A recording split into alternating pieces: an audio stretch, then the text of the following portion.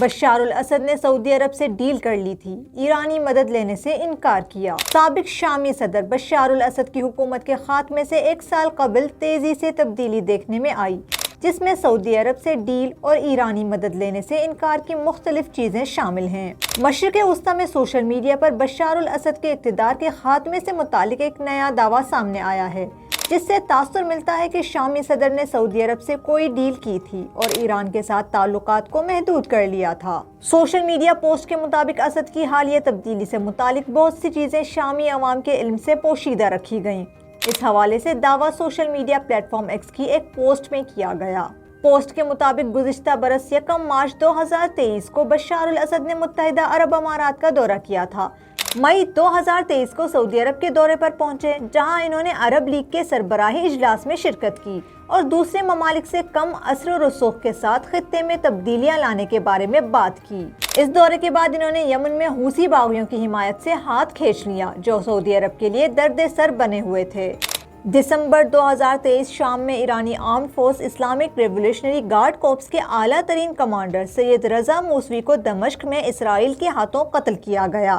دسمبر 2023 کے بعد شام میں ایران اور IRGC کی سرگرمیوں پر پابندیاں عائد کر دی گئیں۔ بعد ازاں مئی 2024 ایران کی جانب سے بشار الاسد کو خبردار کیا گیا کہ وہ سعودیہ اور متحدہ عرب امارات کے وعدوں پر اعتبار نہ کریں، لیکن اس کا کوئی فائدہ نہیں ہوا۔ جولائی 2024 میں حزب اللہ کے ہتھیاروں کی فراہمی پر پابندی لگی۔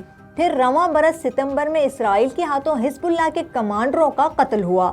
9 ستمبر 2024 کو شام کے دورے کے فوراً بعد حزب اللہ کے رہنما سید حسن نصر اللہ کا قتل ہوا۔ اکتوبر 2024 کو ایران نے بشار الاسد کو ادلب میں دہشت گردی کی سازش سے خبردار کیا اور حمایت کی پیشکش کی، لیکن انہوں نے ایران کو نظر انداز کیا۔ 11 نومبر 2024 میں آیت اللہ خامنائی کے مشیروں کے ہمراہ لاری جانی نے دمشق میں اسد سے ملاقات کی تاکہ ایرانی انٹیلیجنس کے بعد دہشت گردوں کی طرف سے آنے والے خطرے پر تبادلہ خیال کیا جا سکے، لیکن بشار الاسد نے تعاون کرنے سے انکار کر دیا۔ 30 نومبر 2024 کو صدر اسد کی فوج حلب سے پیچھے ہٹ گئی۔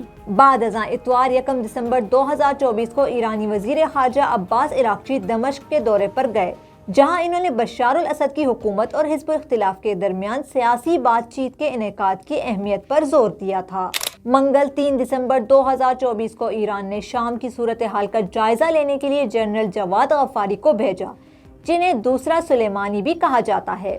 انہوں نے اطلاع دی کہ اسد کی فوج بری طرح ناکام ہو رہی ہے اور بظاہر اسد خود بھی جوابی کارروائی میں دلچسپی نہیں رکھتے۔ پھر 6 دسمبر 2024 کو اسد نے مبینہ طور پر ایرانی نمائندوں سے ملنے سے انکار کیا اور ہفتہ 7 دسمبر 2024 کو شامی باغی شام میں داخل ہوئے اور دمشق میں قبضہ کر کے بشار الاسد کی حکومت کا تختہ الٹ دیا۔ بشار الاسد شام سے فرار ہو کر روس کے شہر ماسکو پہنچ گئے، جہاں انہیں سیاسی پناہ دی گئی۔ اتوار 8 دسمبر 2024 کو شام میں اسد خاندان کے 50 سالہ دور اقتدار کا سورج غروب ہو گیا۔